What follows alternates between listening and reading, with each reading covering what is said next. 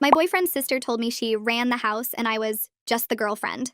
She went nuts when we got engaged. I started dating my boyfriend Owen 2 years ago. We met at a friend's barbecue and talked for 3 hours straight about everything and nothing. He asked me out the next day and we've been together ever since. Owen is kind and hardworking and treats me better than anyone I've ever dated. He owns a 3-bedroom house he bought before we met. He worked overtime for years to afford the down payment and he's proud of what he built. The only complication in our relationship is his sister Noreen. She moved in with Owen 5 years ago after her divorce. She was supposed to stay for a few months while she got back on her feet.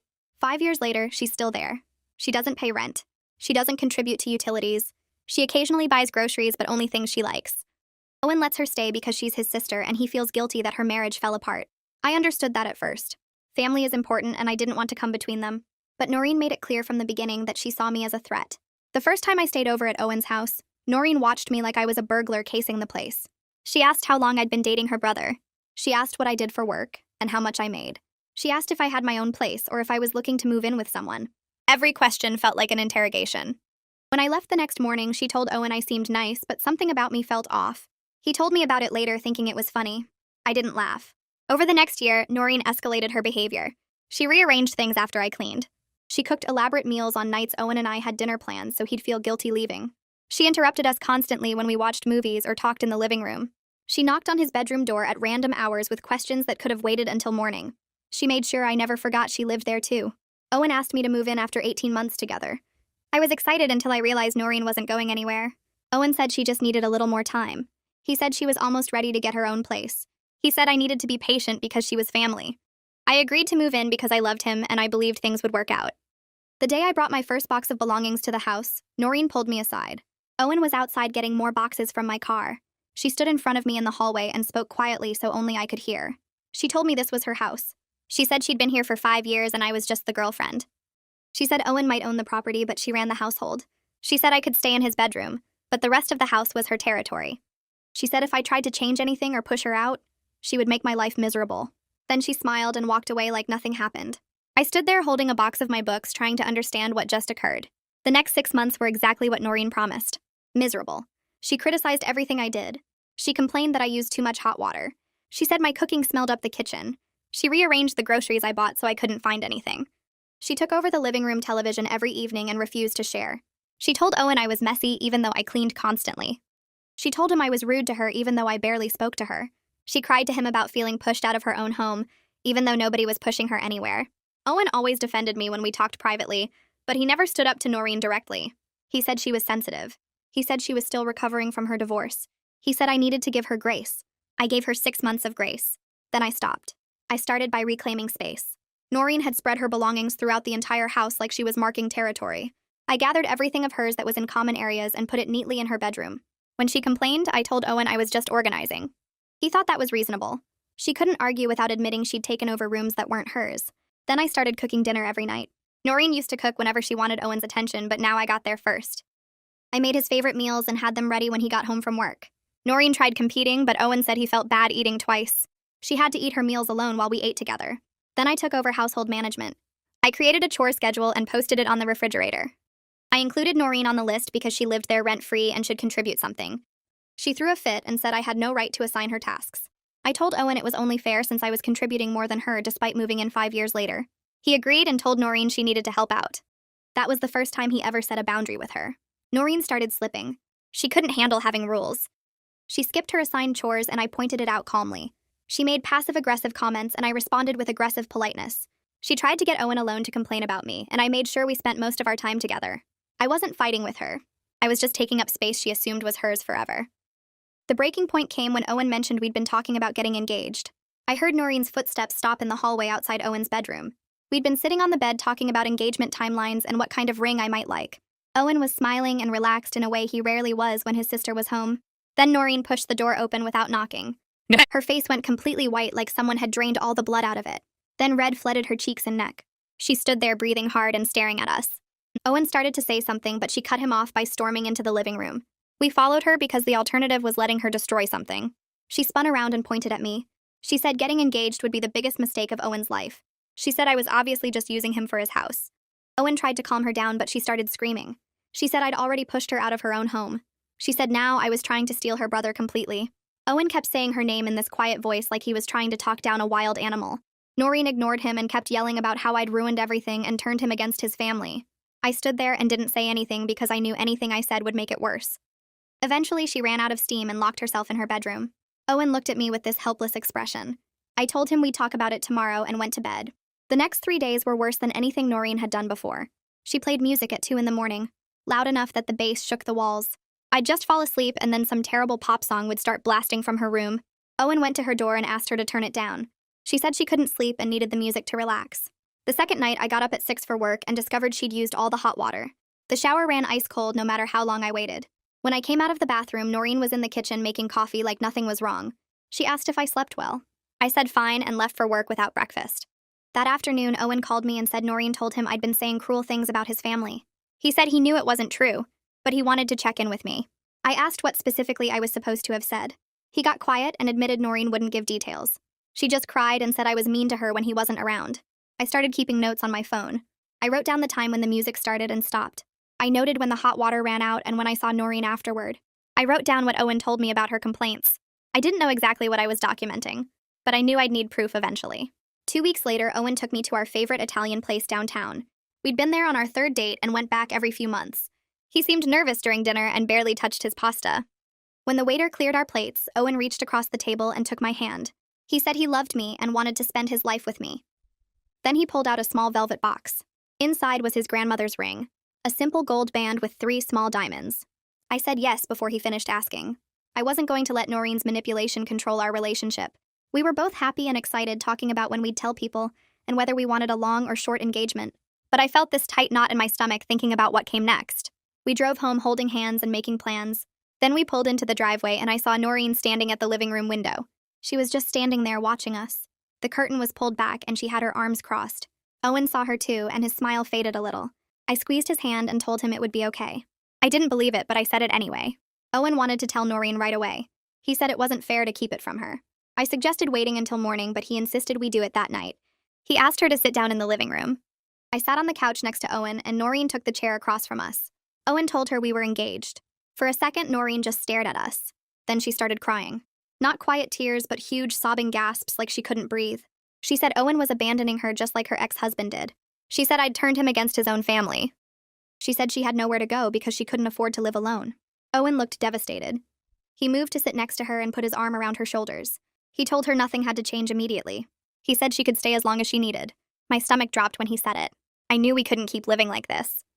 Noreen kept crying and saying she didn't know what she was going to do. Owen kept reassuring her and promising things would work out.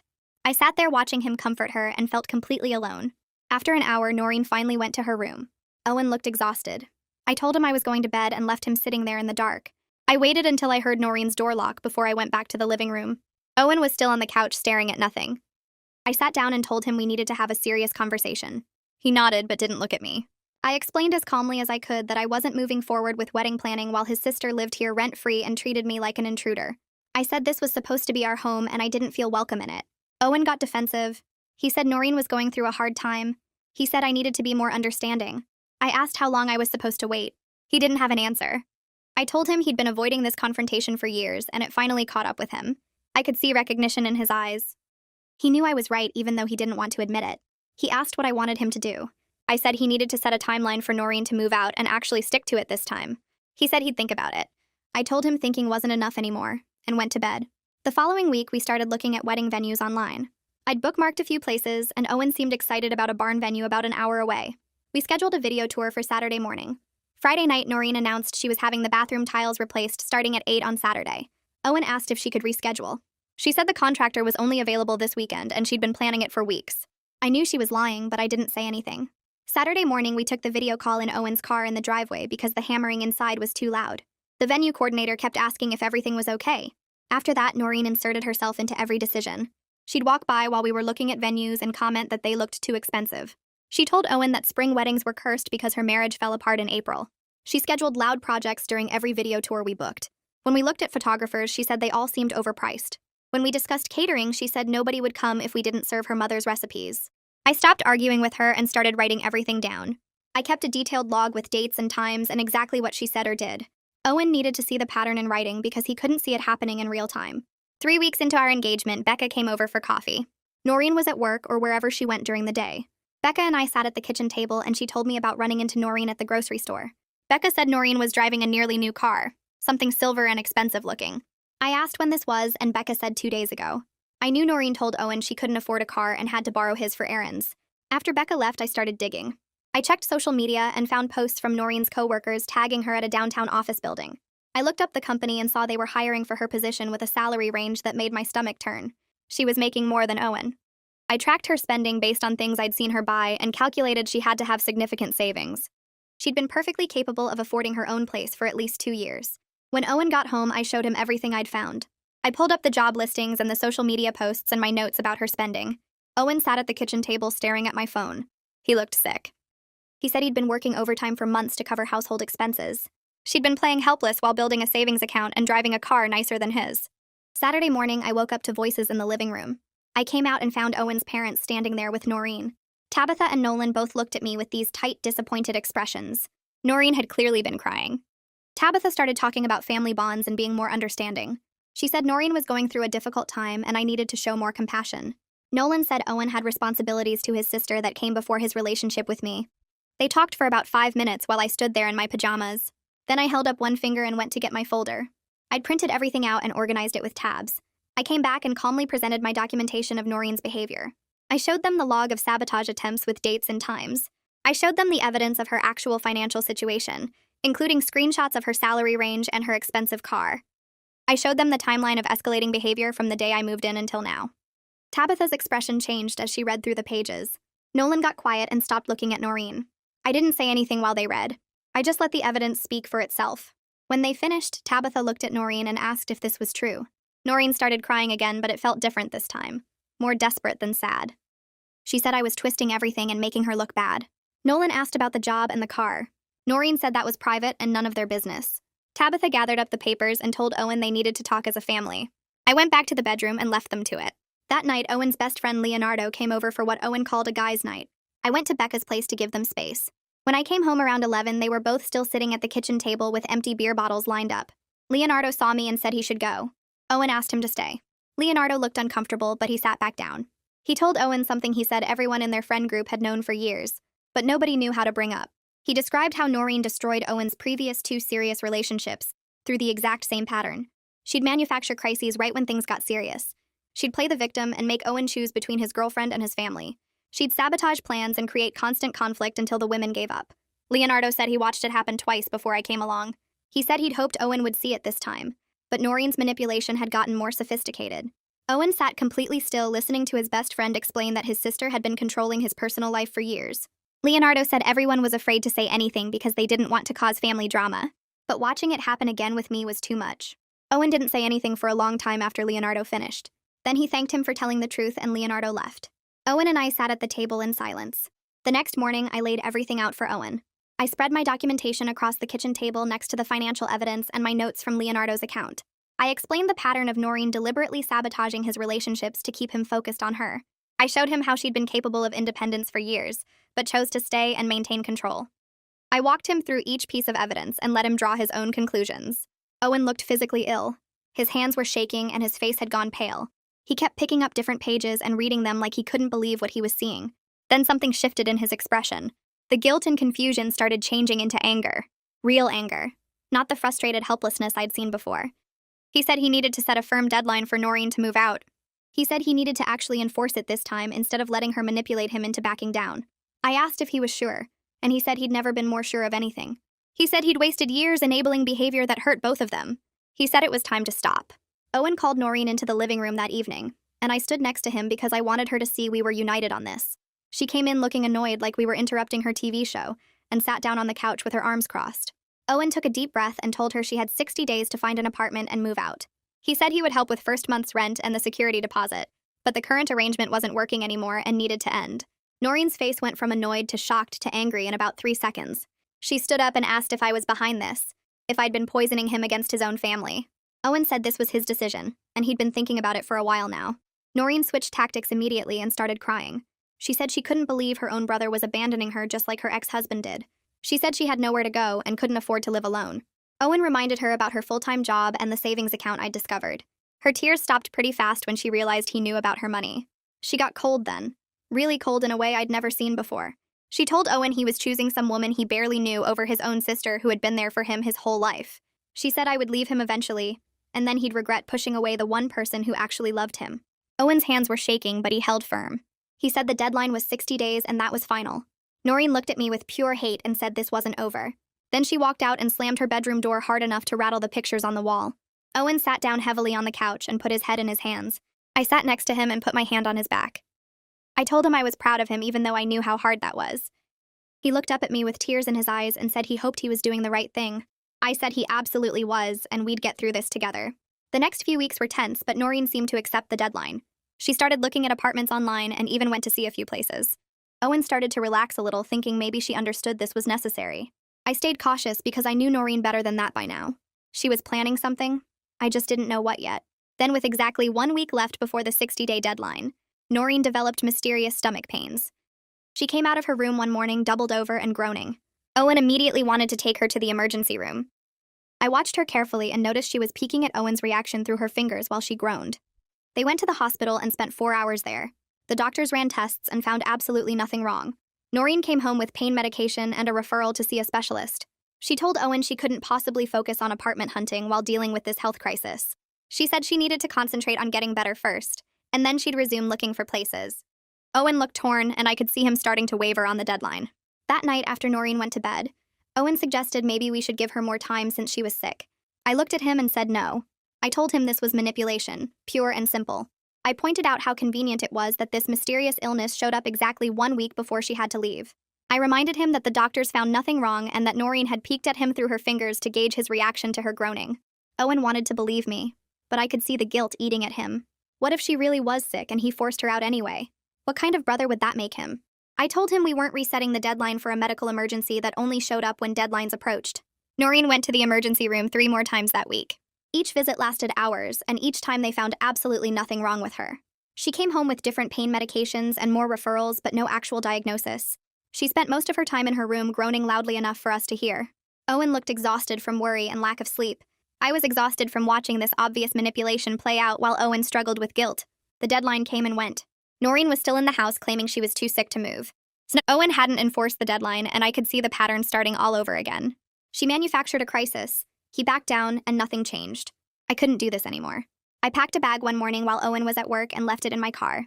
When he got home that evening, I told him I was moving out temporarily and staying with Becca until Noreen was actually gone from the house. Owen's face went pale. He asked what I meant, and I explained as calmly as I could. I said I loved him, but I wouldn't participate in this cycle anymore where boundaries got set and then dissolved the moment Noreen manufactured a crisis. I said I'd watched him back down from the deadline he set, and I understood why, but I couldn't stay and watch it happen again and again. Owen looked panicked. He said I couldn't leave, that we'd work this out together. I told him I wasn't breaking up with him, but I needed him to prove through actions that he was ready to prioritize our relationship. I said when Noreen was actually out of the house and staying out, I would come back. But until then, I was staying with Becca. Owen started crying and asked me not to go. I hugged him and said this was the only way he would actually follow through. Then I picked up my bag and left. I cried the whole drive to Becca's apartment. This was the hardest thing I'd ever done, but I knew it was necessary. Becca opened her door and hugged me without saying anything. She'd been expecting this call for weeks. 2 days later, Owen showed up at Becca's apartment. I opened the door and he looked terrible. His eyes were red and puffy like he'd been crying for hours. His clothes were wrinkled like he'd slept in them. He looked exhausted and heartbroken and determined all at once. He told me he went through with enforcing the deadline despite Noreen's protests. He said he told her she had 1 week to be out, or he would start formal eviction proceedings. He said it was the hardest thing he'd ever done, but he finally understood that enabling Noreen had hurt both of them and prevented her from building her own independent life. I asked if he was sure, and he nodded. He said losing me made him realize he'd been choosing his sister's comfort over our future for too long. He said he was done making that choice. I hugged him tight and felt him shaking. I told him I knew this was incredibly hard, and that we'd get through the aftermath together. He held on to me like I might disappear if he let go. We stood in Becca's doorway holding each other while he cried. Becca gave us some space and went to her room. Owen told me everything that happened after I left. How Noreen's mysterious stomach pains disappeared the moment he told her the deadline was final. How she screamed at him for hours about what a terrible brother he was. How she called their parents and told them he was forcing her onto the streets while she was sick. How he stood firm anyway because he couldn't lose me. I told him I was proud of him and that this was the right thing even though it felt awful. Noreen's final week in the house was a nightmare.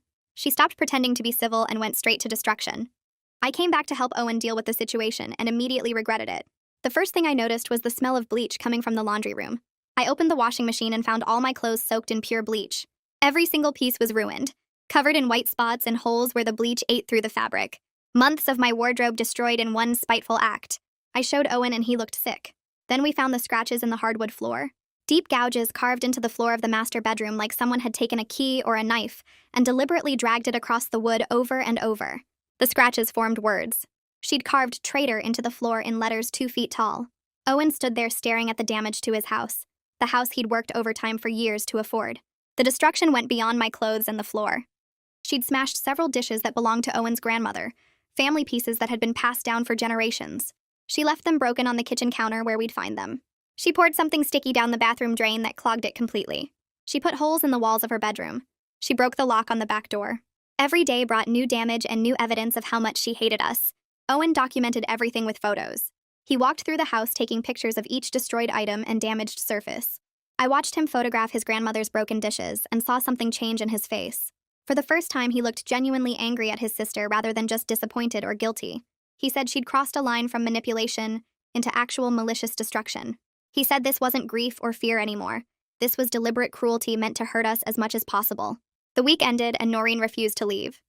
She locked herself in her room and said she wasn't going anywhere. Owen stood outside her door and told her she had 1 hour to start packing or he was calling the police. She screamed that he wouldn't dare. He pulled out his phone and started dialing.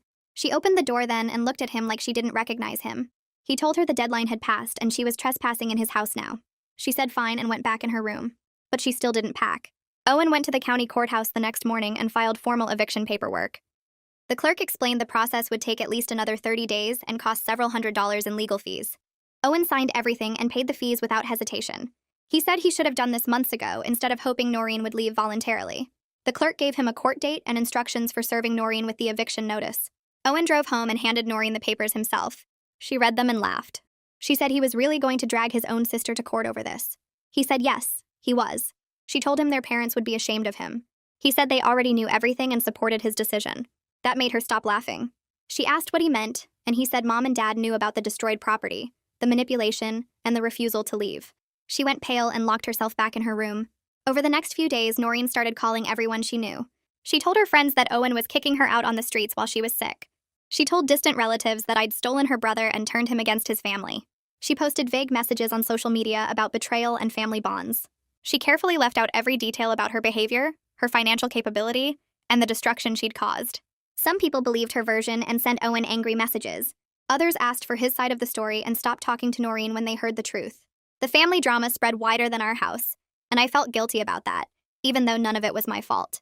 My phone rang one afternoon and I saw Tabitha's name on the screen. My stomach dropped because I assumed she was calling to yell at me for breaking up her family. I answered and she asked if we could meet for lunch without Owen or Noreen present. I agreed cautiously and we met at a quiet restaurant the next day. Tabitha looked older than the last time I'd seen her, tired and sad. She ordered coffee and then apologized. She said she was sorry for initially taking Noreen's side and not understanding what was really happening. She explained that she and Nolan had been enabling Noreen's dependence since her divorce, because they felt guilty about her failed marriage. She said they thought they were helping her heal, but instead they'd been preventing her from moving forward with her life. She said watching Owen finally set boundaries had made them realize they needed to stop rescuing Noreen from the natural consequences of her choices. I didn't know what to say. I'd expected anger or blame, not an apology and self-awareness. Tabitha said she'd talked to Owen about everything, seen the photos of the destruction, and understood why the eviction was necessary. She said she and Nolan would help Noreen with moving costs, but they supported Owen's decision completely. She said she hoped I could forgive them for not seeing the situation clearly earlier. I told her there was nothing to forgive, and that I was just glad they understood now. We talked for over an hour about family dynamics and enabling and how hard it is to see manipulation when it comes from someone you love. Tabitha hugged me before we left and thanked me for not giving up on Owen. She said he needed someone strong enough to help him break the cycle. Nolan went to see Noreen a few days later. Owen told me about it afterward because Noreen called him screaming right after their dad left. Nolan sat down with Noreen in her room and told her that he and Tabitha would help her with moving costs, but they supported Owen's decision completely. He said they'd watched her manipulate Owen for years, and they were ashamed they didn't intervene sooner to encourage her independence. He said enabling her had seemed kind, but it had actually been cruel because it prevented her from building her own life. Noreen apparently told him he was choosing Owen over her just like everyone else was, Nolan said he was choosing what was healthy for both his children, even if Noreen couldn't see that yet. He said he loved her, but he wouldn't help her avoid the consequences of her choices anymore. Noreen told him to get out. But Owen said something shifted in her expression when she realized her parents weren't taking her side this time. Her usual support system had collapsed, and she was finally alone with the results of her own behavior. The moving truck arrived on a Tuesday morning exactly 93 days after Owen first told Noreen she needed to leave. 3 months of manipulation, destruction, legal proceedings, and family conflict all leading to this moment. Professional movers loaded Noreen's belongings into the truck while she supervised without looking at either of us. She'd found a 1-bedroom apartment across town, paid for partially by her parents and partially by her own savings, that she'd finally admitted existed. The movers worked efficiently, and within 3 hours, everything she owned was packed and loaded. Noreen got in her car without saying goodbye. She pulled out of the driveway and the moving truck followed her. Owen and I stood there watching both vehicles disappear down the street. The house was finally ours. Just ours. No more Noreen watching our every move. No more manipulation or sabotage or constant tension. Owen started crying.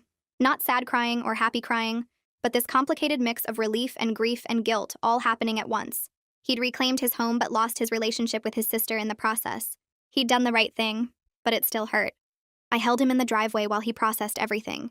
His whole body shook and he cried harder than I'd ever seen him cry before. I didn't say anything, just held him and let him feel whatever he needed to feel. Eventually he stopped shaking and pulled back. He looked at the house like he was seeing it for the first time. He said it felt different already, lighter somehow. I said that's what freedom felt like.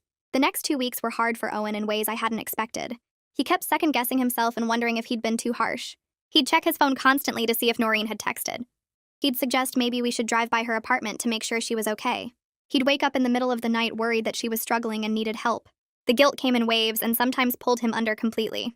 I reminded him gently each time that setting boundaries wasn't cruelty, and that Noreen was a capable adult who needed to build her own life instead of living in his shadow. I said she'd been perfectly capable of independence for years, but chose dependence because it was easier and gave her control. I said letting her face the natural results of her choices was the kindest thing he could do for her long-term growth. Owen listened, but I could see him struggling to believe it. One particularly bad night, he said maybe we should invite her over for dinner, start rebuilding their relationship. I asked him if he thought she was ready for that, or if he was just trying to ease his own guilt. He admitted it was probably the guilt. I suggested we start couples counseling to work through the family dynamics and strengthen our communication skills. Owen agreed immediately, like he'd been waiting for me to suggest it. We found a therapist who specialized in family systems and boundary setting. Our first session was the following week, and it helped more than I expected. Just having a neutral third party validate that Owen's boundaries were healthy and necessary seemed to lift some of the weight off his shoulders. The first project we tackled was the master bedroom. Noreen had chosen the paint color years ago, this dull beige that made everything feel dark and cramped. Owen and I spent a Saturday afternoon at the hardware store picking out paint samples. We settled on a soft gray blue that made the room feel bigger and brighter. I painted while Owen pulled up the damaged flooring she'd scratched during her final week. We replaced it with new hardwood that matched the rest of the house. We moved the bed to a different wall and brought in a dresser from my old apartment that I'd kept in storage. Owen hung photos of us on vacation and with friends. By the end of the month, walking into that bedroom felt completely different. The space didn't hold any trace of Noreen's anger or the tension that used to fill every corner. Owen started sleeping better. He stopped waking up at random hours checking his phone for messages from her.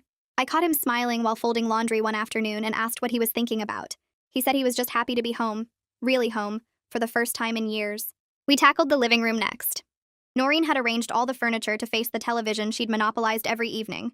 We moved the couch to create a better conversation area and added a reading chair by the window. I brought in plants and Owen built shelves for our books. We replaced her heavy dark curtains with lighter ones that let in more sun.